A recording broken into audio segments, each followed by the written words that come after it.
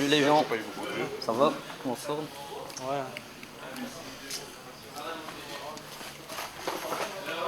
Donc voilà, ça va être parti pour le Big One. 80 joueurs attendus, c'est une grande finale pour nous, hein. 14 000 € de prize. On est un peu stressé, on est à 10 minutes avant le début. On espère que ça va être une grande réussite. Pour nous, c'est un challenge qu'on s'est lancé déjà l'année passée, c'est déjà la deuxième fois que ça se fait. Et parce qu'on a eu 91 joueurs, cette année-ci, on espère dépasser quand même les 80, on est 80 assurés. On va voir après ce que ça va donner. Je me sens motivé, Prêt à faire une belle j'ai paire. envie de faire quelque chose. Ouais. Tu avais déjà joué le Big One l'année dernière? Ouais, je crois que j'étais arrivé en TF. Et ici, je vais essayer de ne pas faire la même erreur que la dernière fois où j'étais cheap premier jour, deuxième jour, troisième Tu avais jour. mené tous les débats et puis Le troisième jour, j'ai mal géré mon stack. T'as mal géré ton J'ai mal géré le sizing de mon stack. J'ai un gros stack, mais j'ai pas assez de blindes. Mais tu penses ne pas J'ai avoir sûr- fait d'erreur majeure? Non, j'ai fait des erreurs, j'ai mal géré mon stack à la fin. Donc maintenant, je vais essayer de mieux gérer toutes les phases du tournoi. Tu es contente du prix qu'il y a à la gagne? Ouais, C'est le rêve ultime? on va essayer d'aller le chercher aujourd'hui. Enfin, 3 jours. 3 jours. Tu as déjà fait des tournois de 3 jours. Ouais, l'année passée, j'ai fini 5e. C'est lourd, mais ça va, faut le faire, c'est chouette. Ouais. La structure te convenait? Tu préfères des structures plus longues que des turbos? Oui, je préfère. On a bien le temps de voir les jeux qu'on veut voir, tester les joueurs, savoir avec qui on peut faire quel move. Tu penses que tu as une bonne image? Je vais essayer de la construire en tout cas. Aujourd'hui, dès le début, je vais essayer de construire une bonne image. Tu vas imposer ton jeu. Bonne chance alors. Merci. Tu vas rentrer dans ton tournoi Big One. Quelle est la mentalité que tu vas avoir? Motivé. Voilà, on va commencer doucement à mon avis. Tu as déjà vu les forces un peu en présence, tu sais qui Non, va je être sais là. pas encore du tout qui est à ma table. Je sais qu'il y a des très très bons joueurs du club qui sont là, souvent d'autres joueurs. Mais c'est bien. Au plus on est face à des bons joueurs, au mieux il y a moyen de développer des coups. J'espère pouvoir défendre mon titre comme la maman, au moins l'ITM, au moins le jour 2, au moins le jour 3. Toujours un objectif, d'abord passer le jour 1, ensuite monter un stack au jour 2, et jour 3 viser l'ITM bien sûr, et puis qui sait, peut-être viser la win. C'est maintenant, il y a la caméra, donc faites attention. Je peux tout faire. Ici, c'est la table des rois. Les rois craqués, les rois gagnants, les rois. Au niveau de la table, j'ai une table assez agressive. Quelques joueurs passifs, évidemment. J'ai une femme, évidemment, à ma gauche. Donc j'essaie d'en profiter un maximum quand je suis au bouton. Mais sinon, en gros, j'ai un pro à ma table. Donc je vais essayer de prendre la neige sur lui. Je vais pas trop bête, sinon tu vas jamais me croire. Je ne connais pas plus que ça. Son style de jeu par-ci par-là, mais j'ai aucune lecture sur lui. Je me considère meilleur techniquement que psychologiquement, si je puis dire. Mon ego prend toujours force à table. C'est toujours mon ego qui va parler pour moi à table. Si un joueur me 3 bêtes plusieurs fois, je vais toujours répondre par un 4 bêtes pour mon ego. Très intéressant. Comment ça se passe? Ouais, ça va, je prends ma petite banane pour un peu d'énergie, pour prendre un peu d'énergie pour la suite. Sinon au niveau du tournoi, j'ai une table de merde, si je peux m'exprimer ainsi.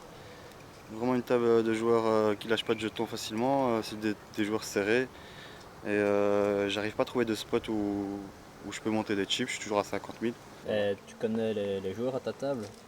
Là je connais tout le monde, forcément comme je viens tout le temps jouer ici à Poker Belgique, c'est un des meilleurs clubs de Belgique.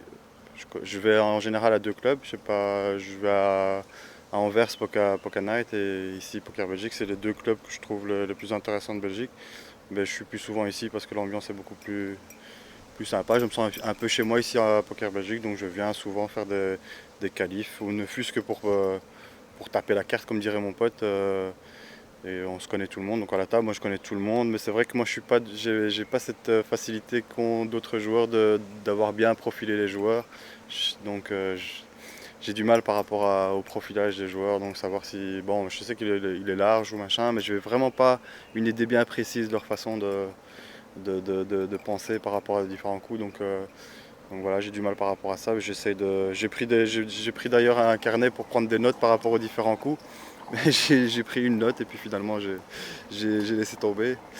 Donc, parce que les coups se passent trop vite, etc. Donc bon, je vais essayer de faire ce que je peux, mais je suis un amateur.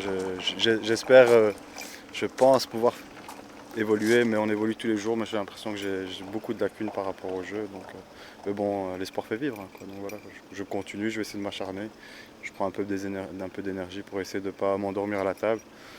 Et donc voilà, quoi. Donc, je vais essayer de faire mon maximum. Tu fais un morceau? Qu'est-ce qui t'a fait hésiter autant de temps Vraiment, c'est que voilà, c'est le début de tournoi, c'est un gros pot, tu joues ton tournoi là-dessus, il n'y a qu'une main qui me bat, c'est les dames. Dans ses attitudes, je ne le sens pas l'avoir. Maintenant, il peut très bien avoir et jouer le coup comme ça. Il y a une main que j'ai pas envie de voir, c'est un roi valet de carreau, où il aurait double tirage quinte plus couleur. Où là, s'il a ça, j'ai pas envie de jouer mon tournoi là-dessus à ce moment-là. Maintenant, voilà, dans ma tête, j'ai essayé de réfléchir, c'est pour ça que j'ai mis du temps quand même. J'ai le deuxième jeu max, mais je trouve aucun fold dans ma tête, donc forcément. Mais quoi, tu crois qu'il t'aurait tribété avec un roi valet de carreau après flop? Ouais, si, parce qu'il gagnait quelques coups, il était assez chaud dedans, donc je pense qu'il est capable de faire ça, effectivement. Il hésite. Tu fais ta prise sur la première main. Et t'hésites, tu me parles des as. C'est quoi le big one pour toi? C'est le tournoi de l'année à Poker Belgique à pas rater, le plus gros tournoi, je pense, où les gens ont le plus envie de perfer, de faire un résultat. Donc voilà, s'il n'y en a qu'un seul qu'il faut jouer, c'est celui-là, quoi. C'est le plus gros tournoi, la plus grosse organisation. En termes de prize pool, c'est énorme. La motivation des joueurs, on sent bien à table, on voit bien tout le monde est à fond dedans. Je pense que sans les clubs, je jouerais moins, vu que forcément, je ne sais pas aller tous les jours à Namur, faire des 100, 200, 300 euros. Ça va, ça se passe bien, les gens sont calmes, les gens sont contents d'être là, la pause vient de se terminer, on va ramasser les stacks, rétablir les tables correctes pour qu'ils puissent jouer tous un poker correct au maximum de joueurs par table, et puis on va les laisser, ils sont concentrés, les gens font attention à ce qu'ils font. Les premières horreurs se sont déjà arrivées, il y a eu quelques gros coups,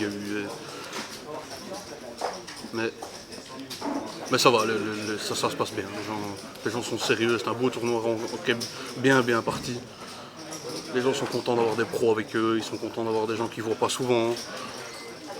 Et ils l'attendent depuis l'année passée, donc de toute façon ça se passe super bien.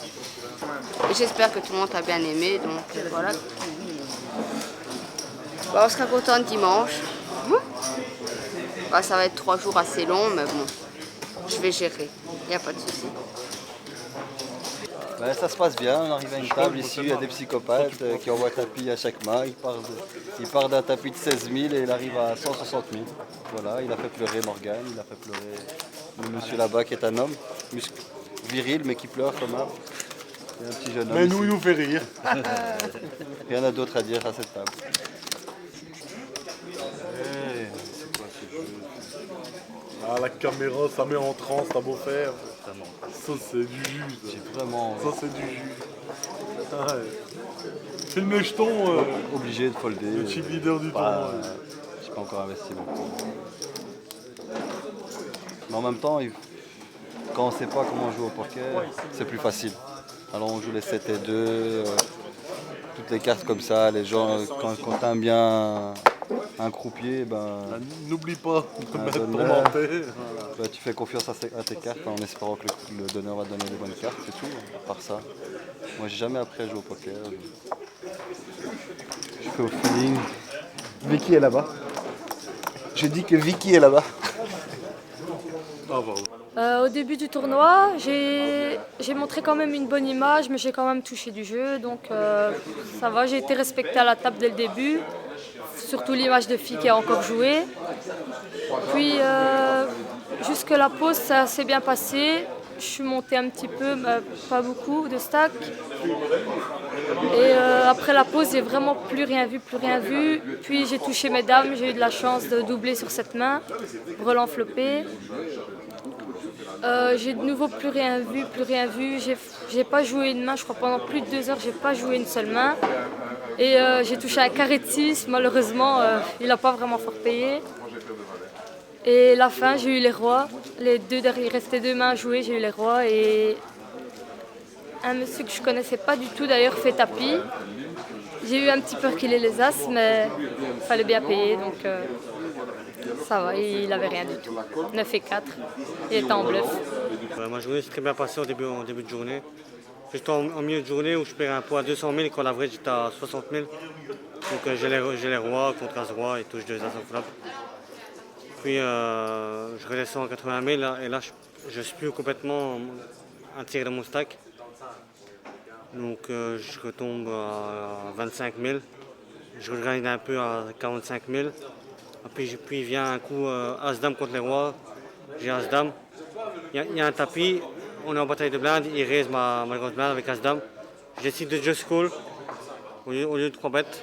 Vient le flop pour Dame 2-3 et il me prend 3 barrels. Je redescends à 30 000, 31 000 pour la fin de journée. Assez énervé de ma journée, mais bon, 40 blindes demain, rien n'est fini. On sait ce qu'on doit faire. Franchement, je suis super content de ma journée parce que au vu de la première table où c'était vraiment une table de merde, comme j'avais dit tout à l'heure, où je pensais vraiment pas pouvoir trouver des spots intéressants. Je suis le gars le plus serré de la table qui jouait quasi pas et j'ai réussi quand même à tirer mon épingle du jeu sur quelques spots miraculeux. J'ai eu quelques donations. Là, je suis réussi à monter un stack de 130 000. Sinon pour demain ça va être plus dur parce que là l'agressivité prime et la chatte ça fonctionne pas des masses. Donc je vais essayer de me transcender de temps un petit peu pour essayer d'aller plus loin que mes limites. Mais j'ai pas beaucoup d'espoir, mais je vais essayer.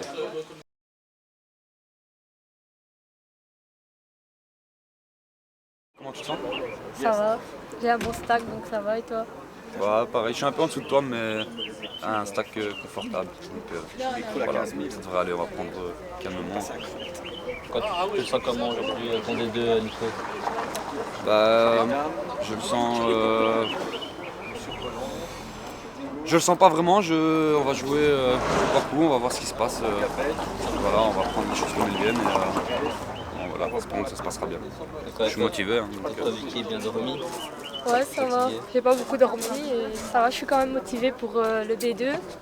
J'espère avoir autant de patience qu'hier et de continuer à faire mon jeu comme je l'ai fait hier. En fait, j'ai bien joué, je trouve, tout le long et j'espère rester autant concentrée. Concentration, motivation, ça devrait le faire. Hein. Ça devrait le faire.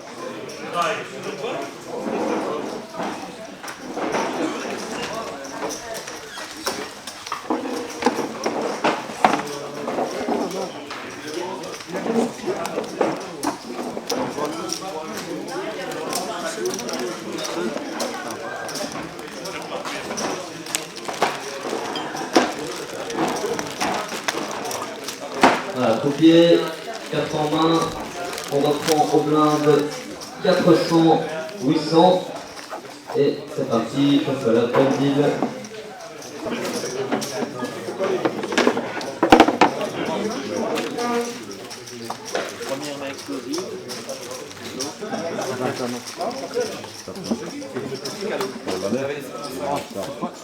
Bah voilà, jour 2 difficile, je viens de sortir.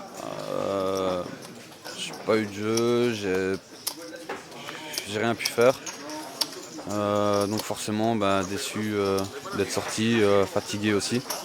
Bizarrement c'est plus fatigant de folder pendant 4 heures que de jouer. Dernière main, il y a une relance avant moi, j'ai As-Valet, je boite contre As-Roi et pas de miracle. Voilà, je suis sorti. Voilà, je viens de bust du Big One. Je suis déçue de la façon dont je suis sortie parce que j'ai encore fait des erreurs que j'ai plus faites au début de tournoi et que j'ai encore faites.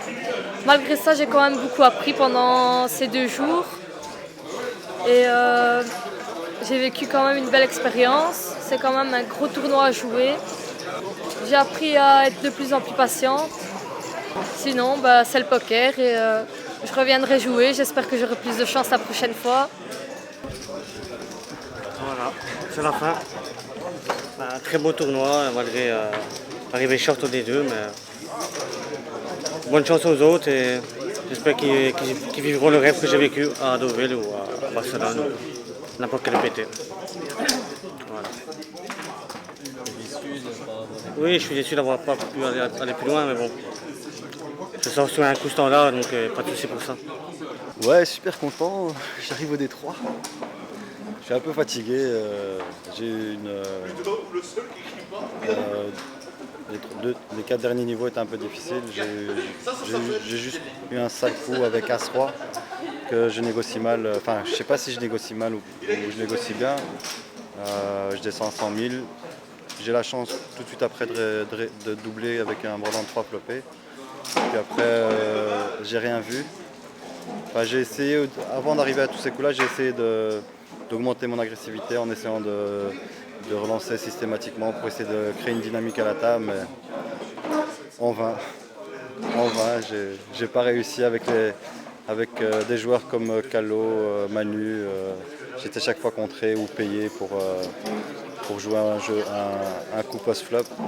Mais malheureusement, ils ont une bonne lecture post-flop, donc j'ai du mal à leur raconter des histoires. Il faut vraiment que j'investisse de l'argent pour pouvoir leur raconter des histoires. Et c'est trop de risques pour moi, donc j'ai pas été jusqu'au bout de mes ambitions par rapport à l'agression, à l'augmentation de mon agression au fur et à mesure du tournoi. Mais bon, je suis quand même content, j'arrive au Détroit, je suis encore là.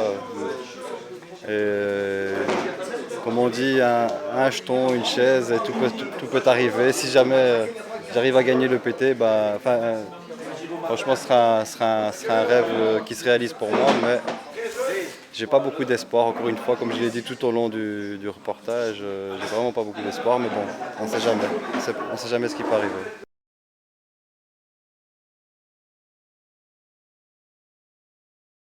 On pense qu'organiser un événement de poker, quelque part, on pense que voilà, c'est des jetons, c'est des tables, des joueurs, et ça se limite à ça. Il faut penser à beaucoup de choses. Ici, quand on organise un Big One, par exemple, déjà la première difficulté, c'est d'estimer le nombre de joueurs pour la finale. On ne peut pas se dire, voilà, on va lancer un tournoi, combien de qualifs, on doit penser à un calendrier. Alors, à l'heure actuelle, un calendrier dans le monde du poker, c'est assez compliqué, dans le sens où, en tant que club, on n'est pas vraiment reconnu. Donc, les casinos ne tiennent pas compte de nos événements, et un tournoi comme le Big One pourrait être considéré comme un événement en casino. Ici, on s'en tire bien, il y a eu 83 joueurs pour la finale, donc c'est génial, on est super content. Il y a un très premier beau prix. Après le deuxième, on est un peu déçu, on aurait aimé donner un package WPT, donc à plus ou moins une valeur de 3 000 €. Ici, on donne plusieurs petits packages de valeur de 2 000 €. Après, l'autre grosse difficulté au niveau d'organiser un événement pareil, outre fatalement remplir sa salle lors de cet événement, c'est aussi tout ce qui est logistique, c'est-à-dire qu'on doit prévoir la nourriture, les boissons, l'organisation, les pauses, la structure. On doit essayer de penser à un coverage. Je veux dire, quand on organise cet événement-ci, on veut que cet événement soit qui est de la classe, c'est-à-dire qu'on veut que les gens se sentent comme dans un casino. Voilà, donc facile, non, mais difficile, ça dépend comment on voit les choses. Nous, on est des passionnés, on fait ça depuis 5 ans, on adore faire ça. Nous, notre kiff, voilà, il y a 90 joueurs présents dans un gros événement, les gens sortent satisfaits, ravis. On a réussi à garder une bonne ambiance jusque maintenant malgré l'enjeu. Maintenant, fatalement, à un moment donné, il y a de la déception, il y a de la frustration. Aussi, il y a beaucoup de fatigue, les gens jouent pendant 24 heures. Au total, ça fait 24 heures de jeu. Ils n'ont pas beaucoup dormi, ils sont stressés. Il y en a aussi qui ont joué les qualifs avant de jouer la finale, donc il y en a ils sont ici depuis mardi en fait, donc ça fait 5 jours qu'ils jouent au poker. Donc voilà, tout ça mis en cause, on est content parce que ça se passe bien. On a l'expérience aussi qui fait que voilà, je ne vais pas dire qu'on est habitué, mais on a l'infrastructure et la structure qui permet d'organiser ce genre d'événement. Donc vivement le prochain, en espérant que ce sera encore plus important et que les gens se sentent encore plus investis dans ce challenge de toujours organiser des gros événements amateurs hors casino, en club, pour prouver que finalement ce jeu reste un jeu et que voilà, on essaye tout simplement de faire passer un bon moment aux gens et que tout le monde n'a pas l'opportunité ni les moyens de jouer des événements à 5 000 €.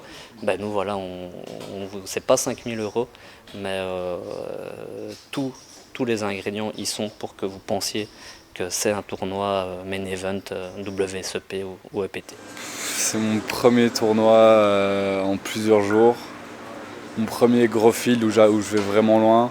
Je pense qu'à 21 ans ou à 50, ça fait pareil, un EPT, il y en a 3 dans le monde, c'est le World Series, l'EPT, le World Poker Tour. Je vais peut-être aller à un EPT. L'expérience qu'on peut avoir en jouant un tournoi pareil peut être tellement enrichissante, même si c'est pour passer 4 heures, se faire laminer par 3 pros, mais à chaud je le joue quoi. À chaud je le joue. Je mets 20 balles.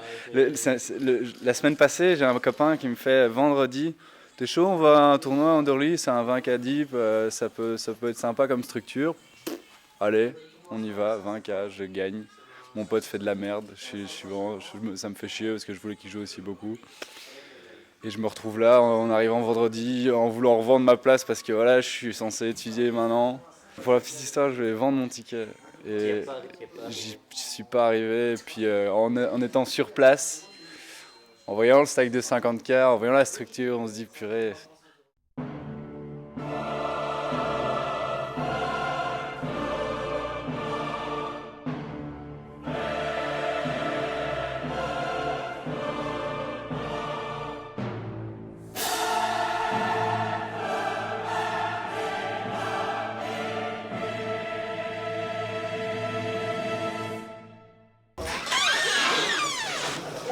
Ah, bonjour.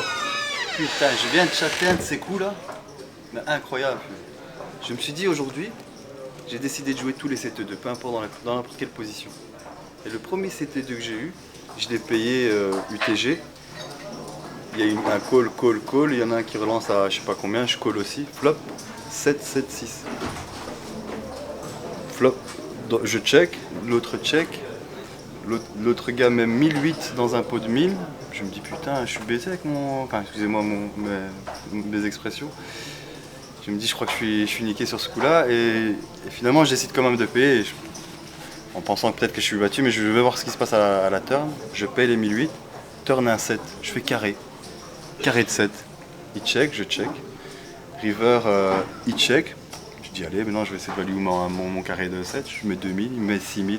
Et là, je déconne parce que normalement, je dois faire du cinéma, Bollywood, Hollywood, machin. Mais là, ce que je fais, je le relance instantanément à 15 000 et le gars, il a senti le poisson pourri et il a foldé. Enfin, peu importe, je gagne ce coup-là. 2 heures plus tard, je retouche CT2 UTG. Dans la meilleure des positions, j'ai la meilleure des mains et je décide de limper UTG à 300. Coller.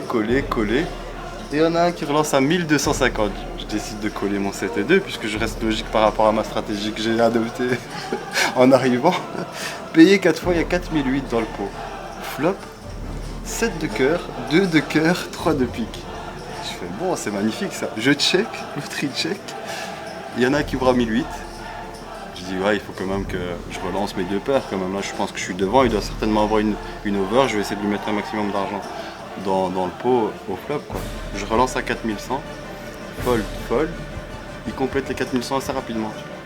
Turn, un as de trèfle je crois. Et là, je compte qu'il y a 10 000 dans le pot. Et je me dis je vais arrêter le coup là parce que je pense que ce jour-là, il paye souvent avec des tirages ou peu importe, je sais pas ce qu'il peut avoir. Je dis je vais arracher le coup là, il y a 10 000 dans le pot, ça me suffit, je vais prendre les 10 000, je mets 7 000. Il snap call directement. Donc là, je suspecte un peu qu'il est en tirage, mais bon, je suis pas sûr du tout. Je me dis peut-être qu'il a un as. Et donc il y a 24 000 dans le pot, river, doublette du 3. J'avais 2 paires jusque là, maintenant je suis niqué. Doublette du 3. Ce que je fais, classique, hein. À la Nordine, check. Et là il met 30. 30 000. Mais il me dit pas 30 000, il me dit 30. Qu'est-ce que je fais? Ma première intention c'était de folder. Puis je me dis, Nordine, quand même il faut un petit peu réfléchir, essayer de voir un petit peu ce qu'il a. Tu vas pas folder aussi facilement parce que tu vas croire qu'il a un as, machin. Réfléchissons un peu. Le gars, j'ai vu jouer. Je l'ai vu payer assez rapidement sur des coups précédents, sur des tirages et folder river. Et il avait l'air de payer assez rapidement, comme s'il était sur un tirage, comme les coups précédents que j'avais vus. Je me dis, ok, c'est déjà un premier point où je le suspecte d'être sur un tirage couleur. Ensuite, à la river, il me met 30. Il ne met pas 30 000, il me met 30. En général, quand quelqu'un dit 30, tu vois, il ne complète pas. Souvent, il est souvent en bluff. Moi, quand je fais un bluff, je fais 2 ou 3. Et donc, je me dis, c'est un élément aussi qui se rajoute, même si je sais que c'est peut-être un élément qui n'a rien à voir. Et puis, je me suis dit, je vais essayer vraiment d'être sûr de mon coach. Je prends mes jetons je prends les 3 jetons de 10 000 et puis je les mets en main. Et je le sens vraiment pas à l'aise, le gars. Il est vraiment pas à l'aise. Et là, je me suis dit, en général, je me base sur un élément. Là, il y en a 3.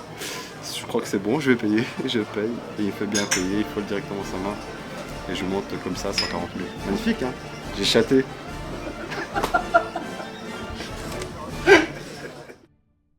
Vraiment comme une fille. Non, je profite de ça. Moi, je veux savoir autre chose, C'est scandaleux, c'est vraiment scandaleux. Eh ben, moi je suis sorti sur 2 paires. Il avait, qu'est-ce qu'il avait lui encore? Roi 10 G, roi 10 de cœur, qu'est-ce qui tombe? Roi 10, 8. Il a roi dame de carreau. Qu'est-ce qui arrive? Carreau, carreau. Et je perds. Nom de Dieu.